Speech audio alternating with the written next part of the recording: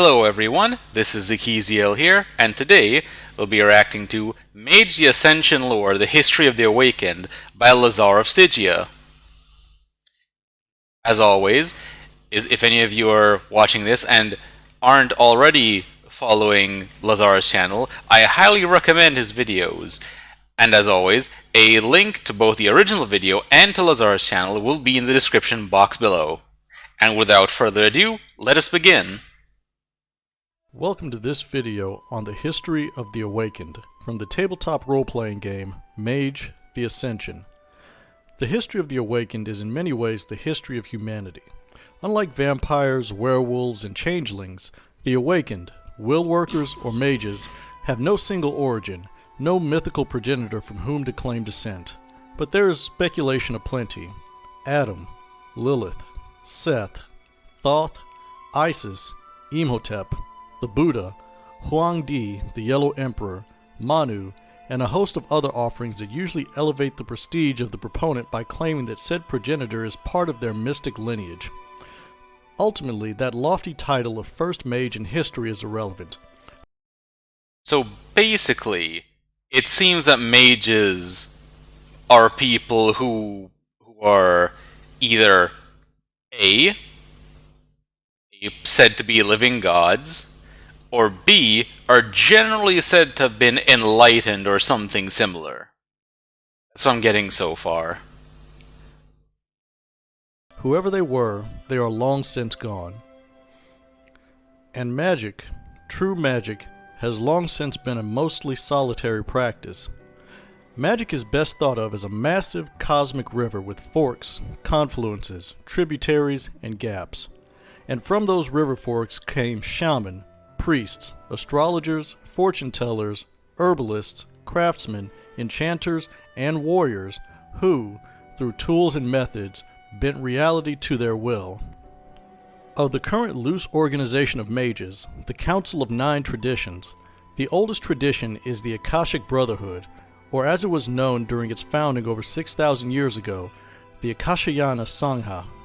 Fortunately, Okay, so since they mention the traditions, like that the Akashic Brotherhood is a tradition, I'm assuming that tradition is a term that they use to refer to different sects, similar to how with vampires there's the Camarilla that perpetuates the masquerade, the Sabbat who, well, want to do vampire supremacy and give in to the beasts, and the anarchs who want to go back to, being essentially rulers over the mortals, back to how things used to be, and other groups their own agendas.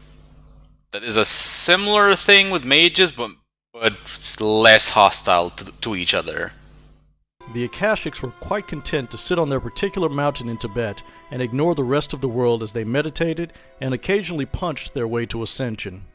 The first effort to bind various awakened of differing practice together was in Egypt in the 15th century BC. Thutmose III gathered every mage he could from Iberia to China and divided his newly gathered assembly into two orders, the Reed of Jehudi and the Cupbearers of Aset. The Reed was made up of mathematicians, masons, and artificers. The Cupbearers were healers, priests, and mystics.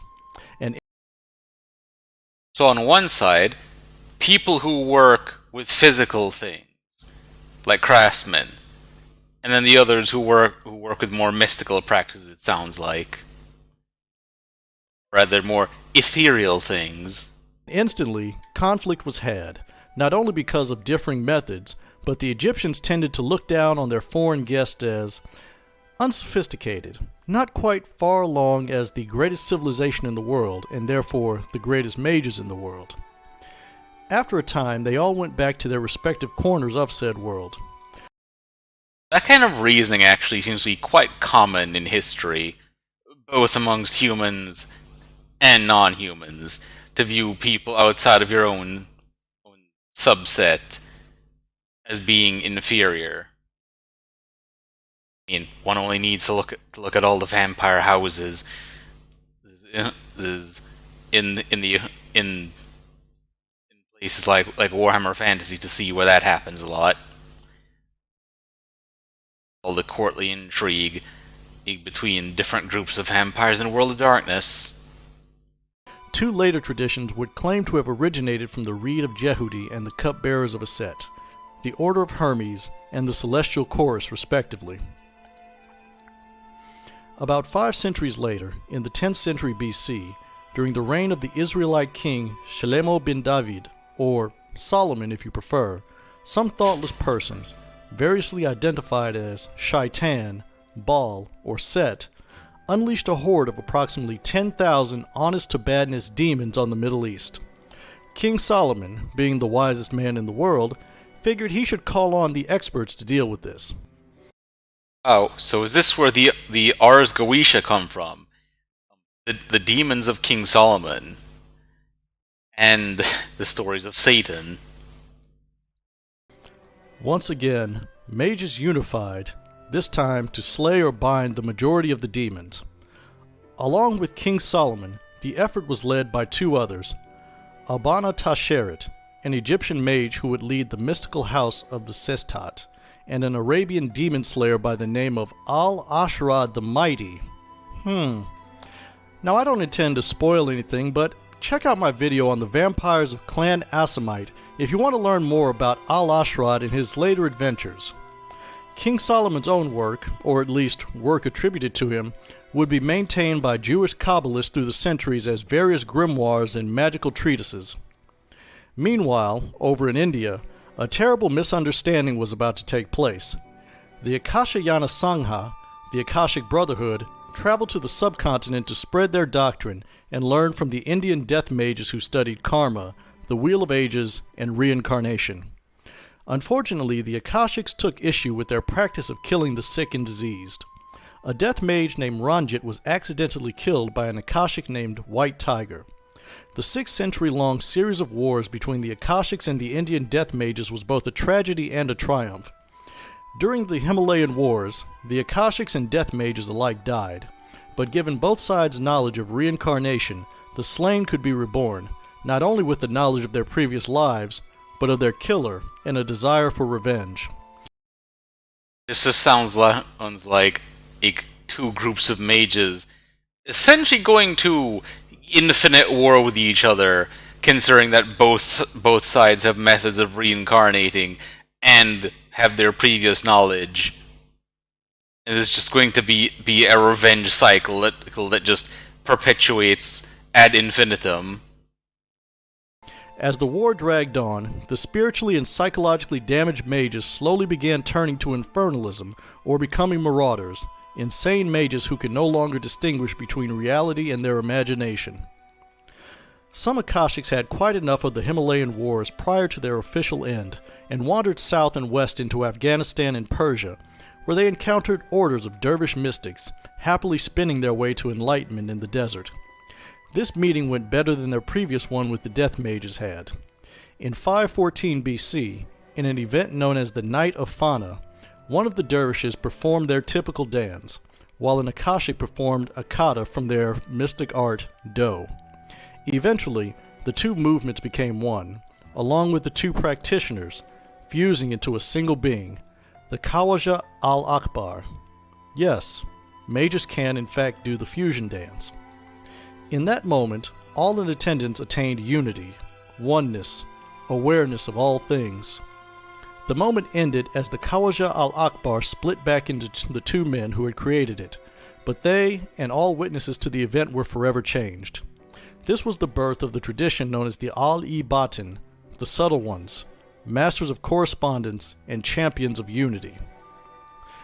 The 6th century BC produced one of the most important mages to ever live. That's good, and it seems that because after what it was mentioned, what happened with the death mages, I was beginning to wonder about and reconsider my earlier statement about the hostility with which different groups may treat each other. Pythagoras, a mathematician and mystic whom a number of traditions owe their practices to.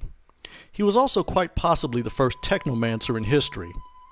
Pythagoras was able to blend Greek and Egyptian mysticism with mathematics, geometry, and acoustics, to such an extent that several of his disciples considered him to be a god before he died. The Order of Hermes, the Celestial Chorus, the Cult of Ecstasy, and the Al-e-Batin each took large chunks of Pythagoras' workings for their own. What is it that Arthur C. Clarke said? Any sufficiently advanced technology is indistinguishable from magic? Anyway, also during Correct. Just as how to the people who invented grenades, if I remember correctly, it was a stone casing, and it was hollow on the inside. It'd be filled with iron shards and nitroglycerin, and then they'd plug it, and then toss it as just the sheer terror on people's faces, as just explosions were coming about, or people who thought that others were performing magic just because they would take bamboo and load it with gunpowder and use it to launch a projectile. A small projectile, mind you, because there's only so much gunpowder you can set off inside a bamboo rod without blasting it apart, but still. And thus causing some people to think that these people were mages.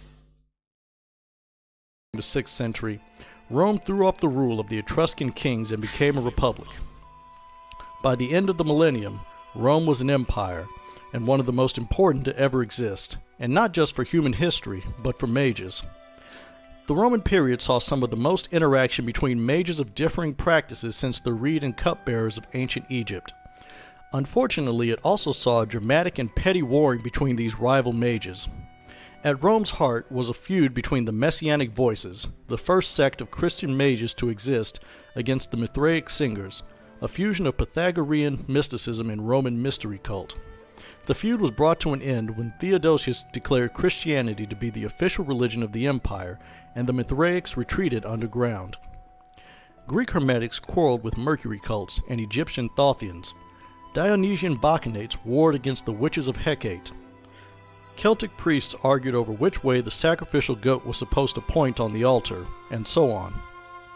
In the 8th century, a mage named Bonisagus practiced the arts of the cult of Mercury in solitude in the Pyrenees Alps.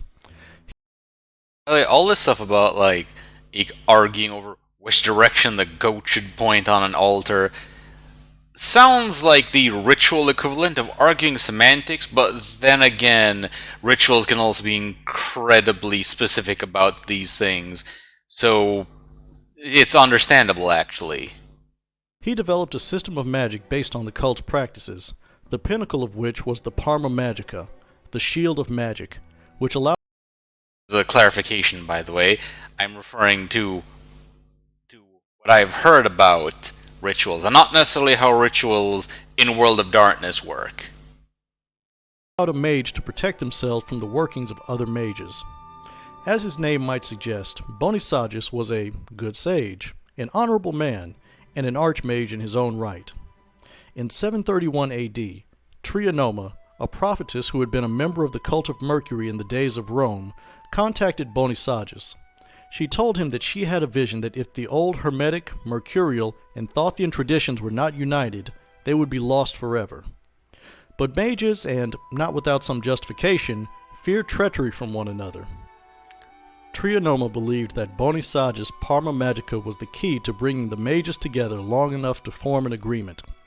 She persuaded Bonisagus to share the Parma Magica spell with others.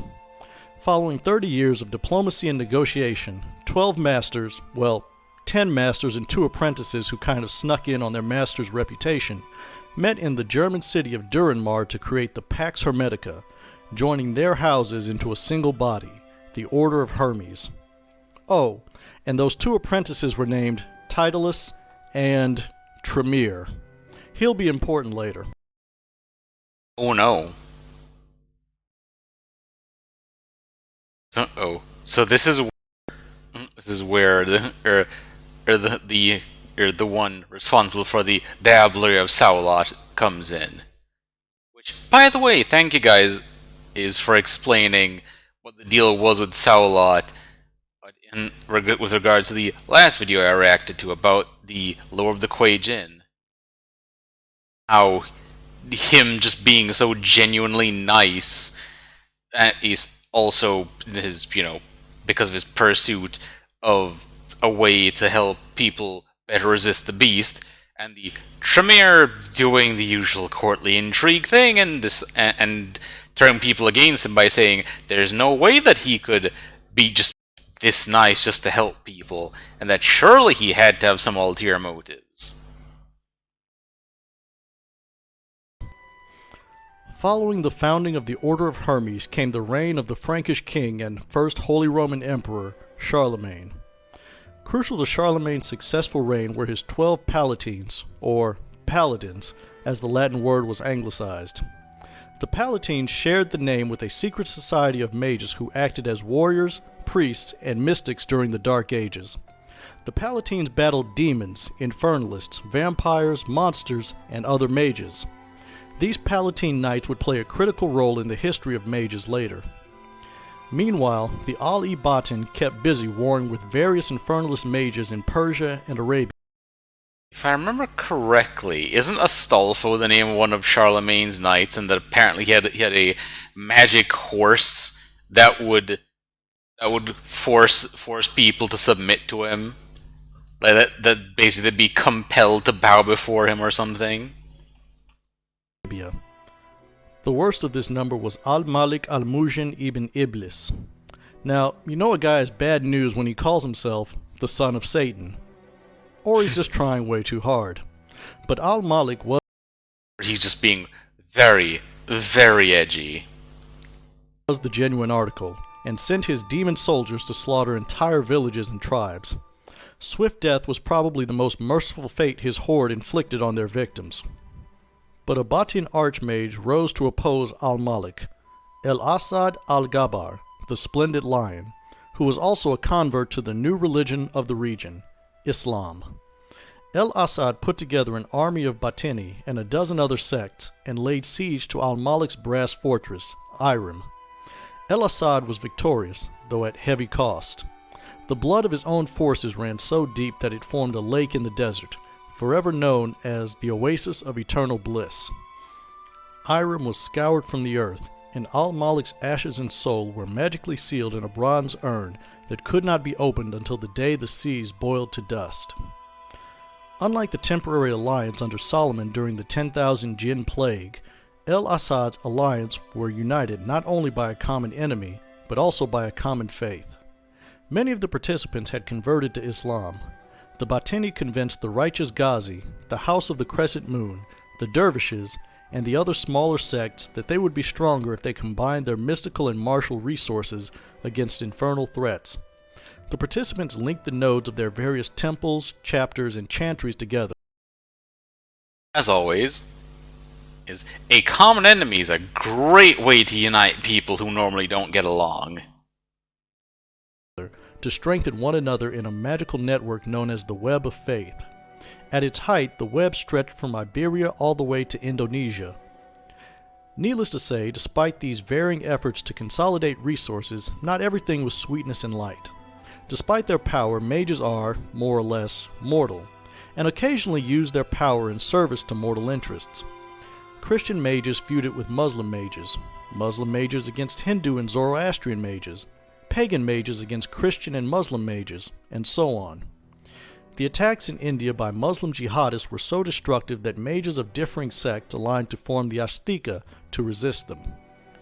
In 1200 AD, the Order of Hermes, to its horror, discovered that Tremere had not only turned himself into a vampire, but was also plotting to spread vampirism throughout his house and then into the entire order. The order And if I remember correctly, since the Tremere vampires can use blood magics, I kind of wonder if that means that vampires of House Tremere, that true magic is incompatible with vampirism, that only a living person can be a mage, and that if potentially a mage were to be turned in by a vampire of Clan Tremere, Like what? Like would they lose the ability to use magic, and only be able to use blood magic? I get the impression that would be the case. Expelled House Tremere entirely and declared a wizard's march against them, the Masasa War. Houses Flambeau and Titulus prosecuted the war with a vengeance. Titulus even went so far as to align itself with another of Tremere's enemies, the vampires of Clan Tzimisce, in order to destroy them. Of course, within the Order, mistrust and suspicion ran rampant. Those assigned to police the Order against such treachery were caught off guard by the Tremere, and were so regarded as either being in league with the Tremere or grossly incompetent. The Masasa War dragged on in other mage sects, including the Palatine Knights, who regarded the Titulus alliance with the monstrous Tzimisce as intolerable. By the war's end, numerous masters and apprentices were dead, chantries were lost or despoiled. I can imagine why they wouldn't like working with Clan Tzimisce, considering all the weird, like, flesh abominations that they tend to make. And whatever trust existed within the Pax Hermetica had been broken. Outside of the Order, members of the Palatine Knights and the Messianic Voices regarded the Hermetics as little better than the Tremere. But the Order of Hermes had given birth to an even worse problem, though it was unnoticed at the time. The Hermetic house Ex Miscellanea contained smaller sects that did not justify the grant of house status in their own right. One of these sects was a group known as the Craft Masons, who practiced the arts of sacred geometry and artifice. Around the same time as the Order discovered that the Tremere were vampires, the Craft Masons had a quiet meeting amongst themselves to discuss the future of magic. Eventually, a consensus was reached that magic should not be held by a small, insular elite, but should be codified and shared with the masses in order to improve their lives. It was hardly noticed when the Craft Masons withdrew from the Order of Hermes, but 10 years later, the Craft Masons, in unison with a confederation of tradesmen, merchants, and financiers known as the High Guild, attacked the Hermetic Chantry of Mistridge in southern France. The Craft Masons, for the first time, brought cannons to bear against the chantry walls. The siege continued for several weeks until Grimgroth, a mage secretly in league with Tremere, lowered the chantry's defenses, allowing the cannons to bring the walls down. The Craft Masons' force of professional soldiers and angry peasants killed every Hermetic mage within, except Grimgroth, who managed to escape in the confusion. The Craft Masons' victory, tainted though it may have been, allowed them to gather more allies to their cause. By 1325, the Craft Masons stood at the forefront of a legitimate threat to all mages everywhere. They destroyed another Hermetic chantry, the White Tower of Languedoc. In the ruin of that haven of magic, they summoned their allies, men of science, philosophy, trade, and war. On March 25th, they issued the Declaration of the White Tower, the founding document of the Order of Reason. They swore that the world would not be governed by magic or by supernatural beasts, but by order, reason, and humanity alone. Though the Craft Masons had been fighting mages for over a century, this marks the official beginning of the Ascension War. So this is where I assume humanity starts to largely put aside mysticism and focus more into technology itself. And the army that would fight the war on behalf of the Order of Reason was the Cabal of Pure Thought, a faction of the Knights Palatine that had broken away to join the Order. The Cabal's motto was one world, one God, specifically the God of the Roman Catholic Church. Oh no. Well, yeah, I can see where this is going. There are going to be crusades, many crusades. The Cabal of Pure Thought tore through witches and pagans of England and Northern Europe like a storm. Isolation had once been the witches' greatest protection. Now it was their greatest weakness, as the Cabal picked them off one by one with overwhelming numbers and force. And the Cabal was just as ruthless with heretics as it was with pagans. The mages of the Messianic Voice, despite their piety, would not be suffered in the Cabal's perfect world. The Voices hid themselves in catacombs and monasteries to avoid the Cabal's crusade. At the beginning of the 15th century, a seer from Persia by the name Guess this also explains the whole thing of, witch burning and why sorcery is viewed to be unholy. Of Shazar received a prophetic vision, allegedly in the same place as the Khawaja al-Akbar had come to the Akashics and Dervishes centuries before. It told Shazar that he must unify the mages of the world in a single brotherhood, elsewise magic would be lost forever. A tall order, to say the least. Shazar first traveled to the Al-i-Batin, then to the newly established Chakravanti, a tradition of death mages from India, Greece, and Africa who were all receptive to his idea. But Europe would be a much trickier hurdle to overcome, but Shazar had foreseen that he would have allies in his quest. The Cabal's war against the pagans and heretics of Europe had created them.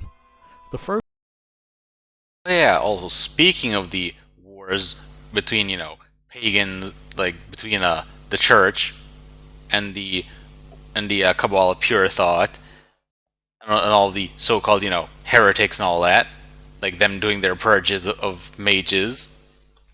Yeah, I see now. Oh, that prophecy is coming to fruition. So the mages have to band together, as was foretold. First was a woman named Nightshade, a witch who had survived an attack by the Cabal but had lost her friends and family. Among the survivors, she built another family, one she wanted to protect more than she wanted revenge against the Cabal. The second was Bishop Valoran, a member of the Messianic Voices, who the Cabal had denounced as a heretic to the Inquisition and was forced into hiding as a simple monk. He had had a vision given by the Archangel Gabriel of a choir of thousands, each singing in their own voice, but united in a single celestial song.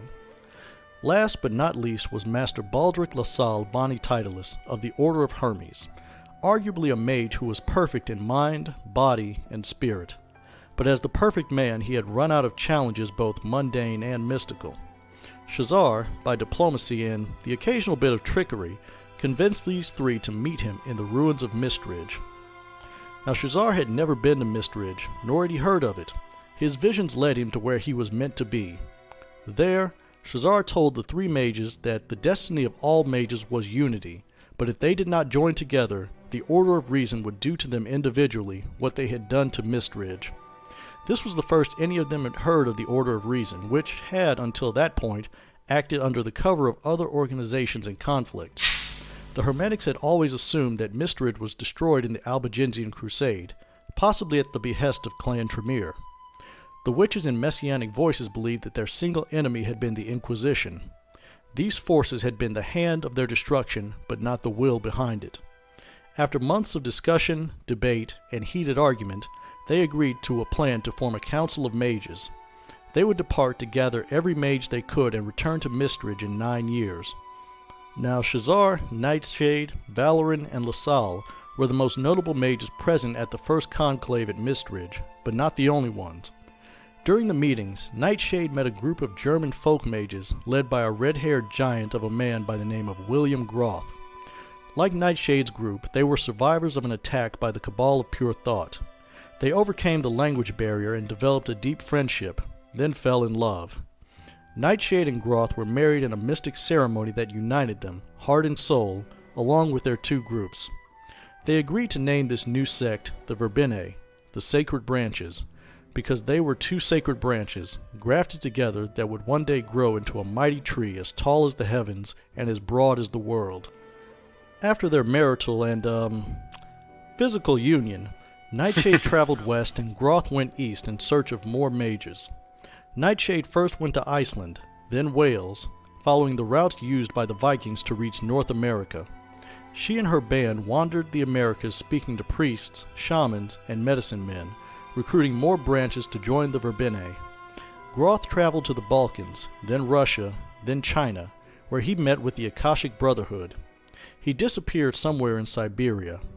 Nightshade, at the time in Africa, claimed that her husband died as she felt his heart Disappeared in Siberia. Something about that seems suspect. stop beating. William Groth is marked as the first martyr of the Council of Nine, and the Verbena still honor his memory. Bishop Valoran, a gifted public speaker, was charged by what he believed to be divine revelation and purpose. He shared his vision of the Archangel Gabriel to the Roman Catholics, Eastern Orthodox, Armenians, Arians, Nestorians, Copts, and others. He even recruited the righteous Ghazi and the Vishnu Datta.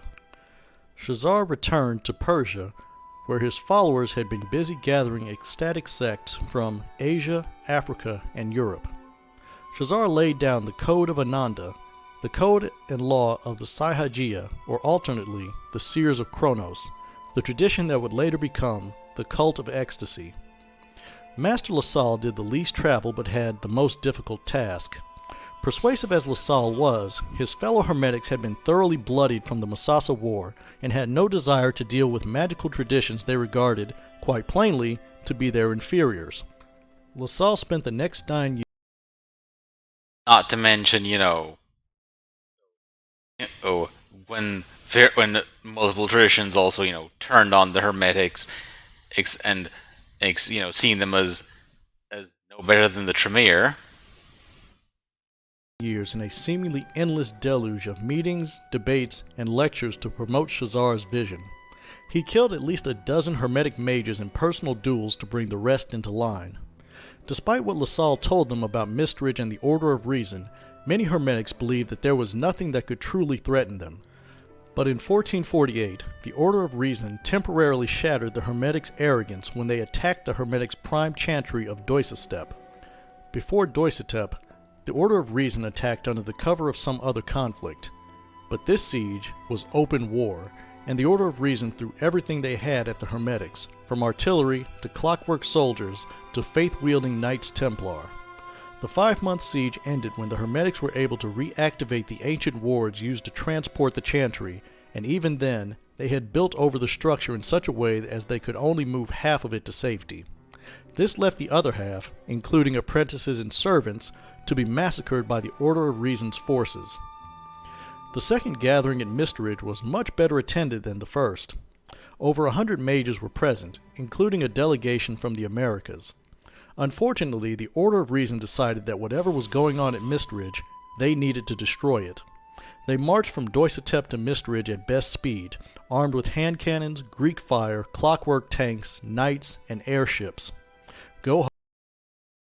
With regards to the clockwork tanks, I imagine that Leonardo da Vinci was very busy.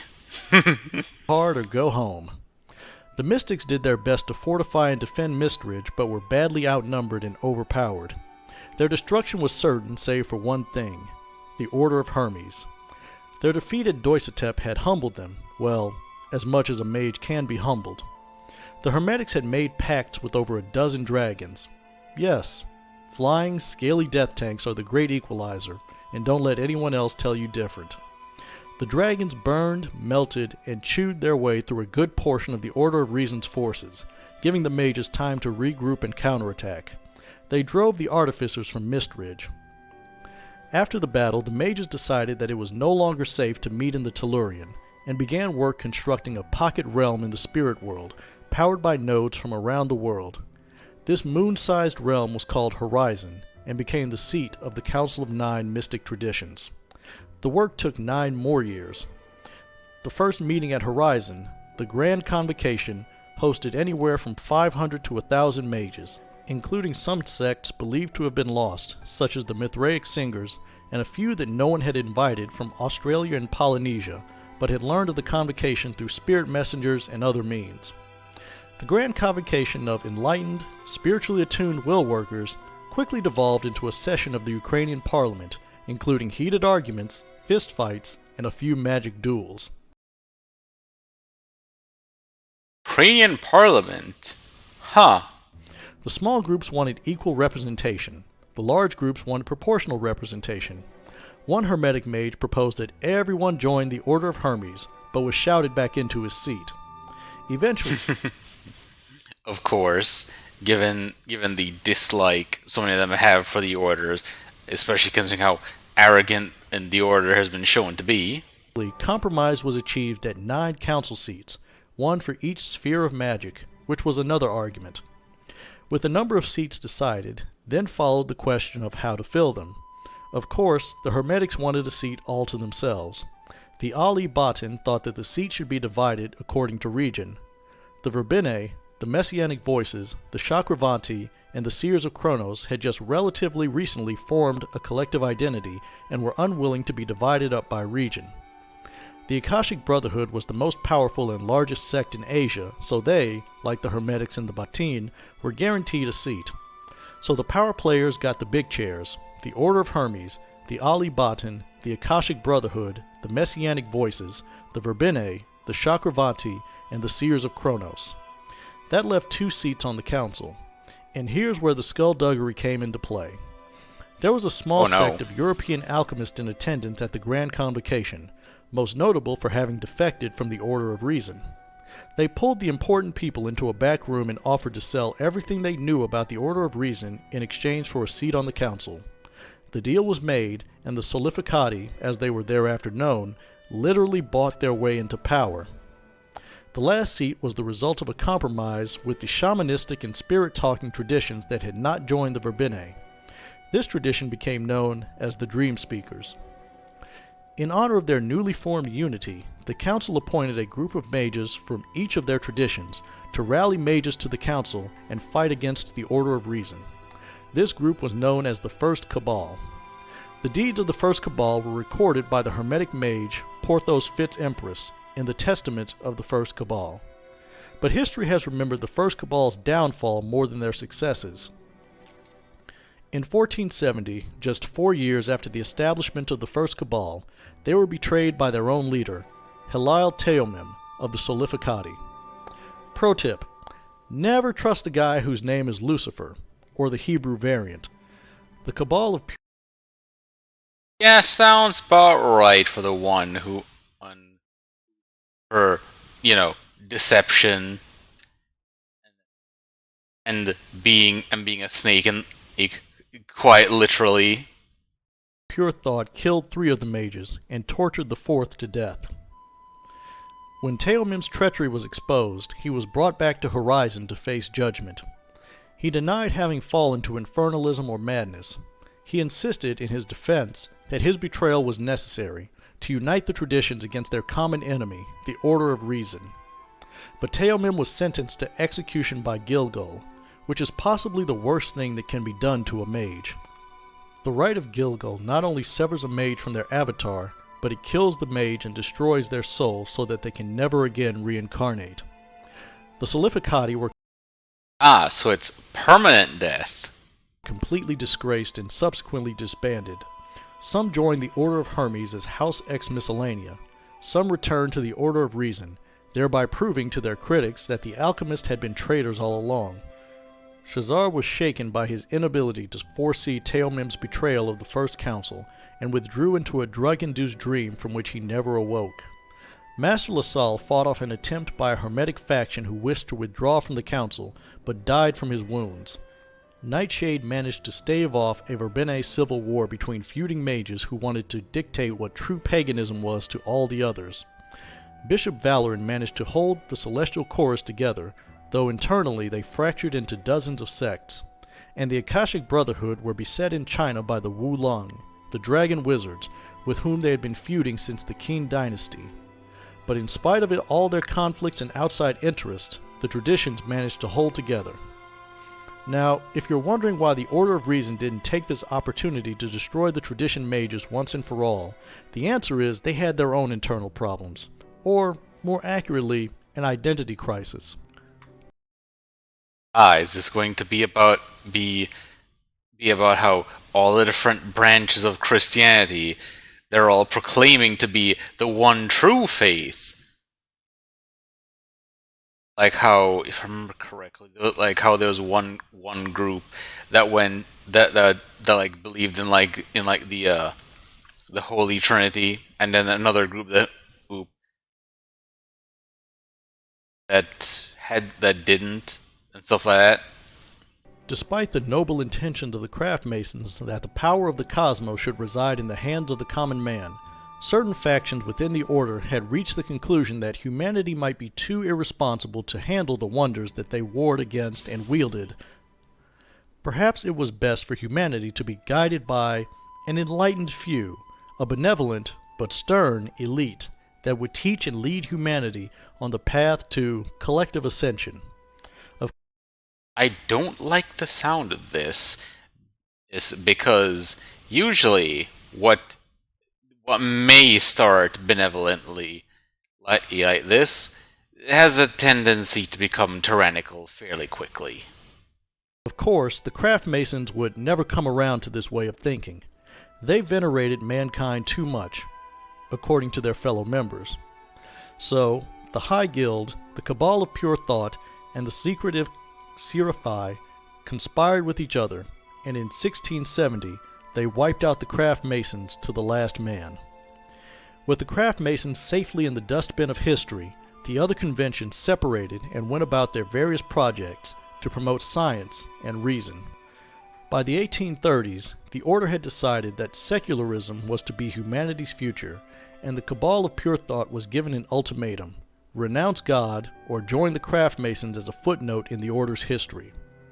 Some of the Gabrielites accepted this new paradigm. Others resisted and were destroyed. The rest went into hiding. In 1851, at the Grand Exposition in London, the Order of Reason reorganized itself into the Technocratic Union. Their mantra was, "One world, one order, one truth." The Union swam in the wake of European Yep, called it. imperialism like sharks, devouring anything they could. The technocratic hammer fell especially hard on the Dream Speaker tradition, who struggled to preserve their native cultures and practices in the face of the so-called civilizing influence. After the British suppressed the Sepoy Rebellion, the Chakravanti, now called the Euthanatoi, were talking loudly about abandoning the council. The Akashic Brotherhood was embittered by the division of China, and the Ali Batan, ever the champions of unity, coaxed the secessionists back from the edge of the cliff that they were about to leap from. But all was still not well within the technocratic camp either. During the Victorian Age, the legacy of the craft masons was taken up by a faction within the Union, the Utopians, who, as the name might suggest, wanted to create a perfect world, free of war, crime, disease, ignorance, and fear. Essentially, Edward Bellamy's Looking Backward. The other side of the coin wanted to create a perfect society as well, but one of total order and control. A world of uniformity, conformity, and hegemony, to be guided by an enlightened few based on their obviously superior intellects and training. Basically, Plato's Republic, dialed up to 11. At the dawn of the 20th century, a group of technocrat utopians, the Electrodyne engineers, felt so strongly about the matter that they defected from the Union with a little help from the Order of Hermes, in order to fill the vacant seat on the council left by the Solificati. The engineers supported the theory of luminiferous ether, which had been discredited by the Michelson-Morley experiment and later by Einstein's special theory of relativity. Nonplussed by the actions of the Union to shift the paradigm away from their pet theory, the Electrodyne engineers renamed themselves the Sons of Ether, and continued building their mechanical servitors, time machines, Frankensteins, Time machines. I have an even worse feeling about the time machine thing than I did about the supposedly benevolent intentions that were mentioned earlier. and other wonders. The other traditions looked at the Sons of Ether with a bit of concern and wondered if the council was going to suffer another betrayal from the seat of matter. World War I nearly doomed the Council of Nine, albeit indirectly. The end of the war meant the end of the sick man of Europe, the Ottoman Empire. As the European powers rushed to carve up the Turkish holdings, the Ali Batan suddenly, after centuries of relative safety, finally learned what it was like to have the hand of the technocratic union squeezing their collective throat. By 1922, the Ali Batan withdrew from the council and disappeared back into the Middle East to attend the fight against the technocracy on its own. World War II and the events leading up to it were, to put plainly, an embarrassment for the traditions and the technocrats. The technocrats who were obsessed with perfect order found the rise of totalitarian states to be proof that the consensus of humanity was moving in their preferred direction, despite the eccentricities of the men leading those movements towards the total state. The Axis powers had its fair share of tradition mages who joined their cause, whether out of misguided national loyalty or for the opportunity to practice their own unique brands of barbarism. I suppose that's also why this certain mustache man had so much to do with the occult. The overwhelming volume of human death and suffering brought the Nefandi crawling out from under their rocks. The Nefandi are mages, like the traditions and the technocrats, despite the technocrats' protest to the contrary. But the Nefandi are mages whose avatars have been inverted, turned inside out. They do not seek ascension. They want to descend, and to take the entire world with them. Whether that means hell on earth or oblivion is interpretation dependent. But the Nefandi are not tragic. They are not misunderstood. They have no greater desire than to inflict as much destruction and misery on the world as possible. Matters were not helped by many mages and So the I am going down, I'm taking everyone with me mentality. technocrats being secretly corrupted to the Nefandi cause. By 1944, Europe had become such a slaughterhouse that the Nefandi had enough energy to throw open a massive gateway to whatever netherrealm their dark gods sleep in and invite them to Earth for a little snack. For the first time in history, the traditions and the technocrats stopped trying to kill each other long enough and turned their considerable power against the Nefandi.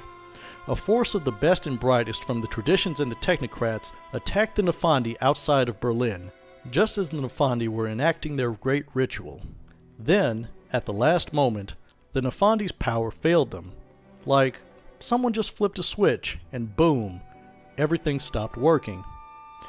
No one is certain exactly why, and at that moment, no one cared. The combined tradition and technocrat strike force killed nearly every Nefandi present. World War II had made the technocrats more paranoid than before. The internal schism between Allied and Axis technocrats was bad enough. On top of that, the world very nearly came to an end right under their noses. But what disturbed the Union most was the number of technocrats who fell prey to the siren song of the Infernal.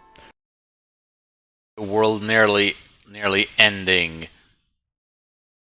Are they referring to the atom bomb and the concerns that were had that it could cause a chain reaction that would ignite the Earth's atmosphere? Something that no rational mind should have ever entertained. The Union was dealt another unexpected blow when its Information Analysis Convention, the Virtual Adepts, abandoned the Union in 1956. The Adepts came to prominence when Charles Babbage created the Difference Engine, and later the Analytical Engine, allowing for the collection and processing of larger quantities of information than ever before. The Adepts were hotshot theorists in the Union who studied not only information, but how to transmit it. Telegraphs, radios, television. A few even played around with telepathy and memory transferal. The Adepts were mainly centered in the United States and Britain. Before the Second World War, they had loudly lobbied against the factions that were promoting totalitarianism. The alliance between the Union and the traditions was thanks to coordination between the Virtual Adepts and the Sons of Ether, who had left the back channels of communication open, even after the Etherites defected decades before. The shattering point between the Virtual Adepts and the Technocratic Union was an adept by the name of Alan Turing. Alan Turing was a British mathematician, Turing, the same one as a Turing test? logician, computer scientist, mathematical biologist, and virtual adept archmage. He was also a homosexual at a time when being one was against the law. After he had been charged with public indecency, the Adepts believed, at the behest of his enemies in the Union, he went to work privately on computing, artificial intelligence, and virtual reality. In 1954, Turing successfully created a subdimension formed entirely of information and accessible by computer, the digital web. Unfortunately for Turing, his avatar became lost in the digital web, leaving his body, for all intents and purposes, dead. When the Union covered up Turing's greatest success as death by suicide, It was the last straw for the virtual adepts who left the Union in 1956. In 1961, the virtual adepts joined the traditions and took the council seat left open by the Al-e-Batin. The traditions were feeling pretty good about themselves at this point. The Technocratic Union, which had decided to cut down to one word this time, the technocracy, was pissed beyond all belief. Before, the technocrats had wanted to quietly purge the traditions according to their timetable. After the virtual adepts' departure, they were through with subtlety and prepared for all-out shadow war. Men in black, cyborg killers, super soldiers, focused energy weapons, you name it, they pulled it off the assembly line to use against the traditions. The Archmages of Horizon in turn threw hundreds of adepts and disciples into the technocracy's path for nearly 4 decades, the so-called Ascension War. In 1998, the Horizon... The timeline of the Ascension War being that it's 4 decades and sounds like it began in 56, was it he said? Is that what the Cold War was? Horizon Chantry was nearly destroyed by a group of rebel mages led by a mage calling himself the Ascension Warrior. This sparked a civil war within the Hermetic Chantry of Doisatep, as masters accused one another of being behind the Ascension Warrior's attack on Horizon. The civil war between Hermetic Archmages nearly blew a hole in the Umbra and the Tellurian, but was contained to the Shard Realm of Forces by Porthos Fitz-Empress. But these were only the appetizers to the main course. In June of 1999, Zapathashura, the progenitor of the vampire clan Ravnos, awoke from torpor in India and began, quite literally, tearing reality apart by simply walking around. Vampires were eating each other. People were suffering psychotic breaks around the world. Corpses were rising from their graves and just strolling around. Wait, is this the one they mentioned in the antediluvian that was so powerful that essentially it got nuked multiple times and just kept going? Floods, fires, and several other fun phenomena that only crop up when the world is about to go kaput. Needless to say, the technocrats weren't about to let Zapathashura stroll his happy ass around Bangladesh unchallenged. The technocracy authorized a fun little project called Code Ragnarok to combat the antediluvian. As per technocratic protocols under Ragnarok, all funds were diverted, all weapons permitted, and all technocrat and civilian casualties were considered acceptable losses.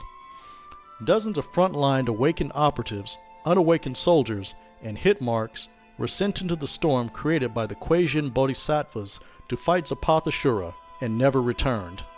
The technocrats tried to direct their orbital solar mirrors against Zapathashura, only to be blocked by the Kuei-Jin sorcery. Finally, the technocrats uncorked the big guns. 3 tactical nuclear missiles charged with enough prime essence to wipe out a small city, launched smoothly from hidden orbital weapons platforms. The missiles, or crudely labeled spirit nukes, wiped out most of the combatants and any civilians left alive in the area. Even after this onslaught, Zapathashura was still standing, but grievously wounded. As the last Kuei-Jin Bodhisattva died, the spell holding the sun at bay was broken. The antediluvian died screaming as the light of 4 suns reduced it to muddy ash. The destruction of Horizon, Doisatep, and Zapathashura triggered an explosion of spirit energy, the Avatar Storm. The Avatar Storm made travel and communication through the Umbra nearly impossible, and cut off earthbound mages and technocrats from their strongest leadership at Horizon and Control, respectively. This left the majority of mages to decide their own fate for the first time in decades, to find their own way in a world in which magic was slowly dying. This has been an overview on the history of mages. Thank you for listening. Until next time.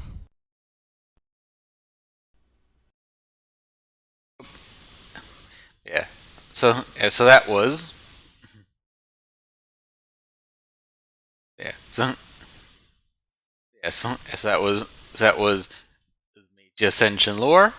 It was interesting to hear about, especially how it explained how I like hearing about how in World of Darkness, how all these historical events, like, you know, the Crusades and the fracturing of the Christian faith, how they've taken that and turned it into things like things like, the annihilation of religion for a secular world by people who believe the way forward is through pure technology. Get rid of magic. Yeah. I'll be signing off, and I hope you all have a wonderful day. And if you enjoyed, feel free to like, comment, and subscribe. I appreciate it as always.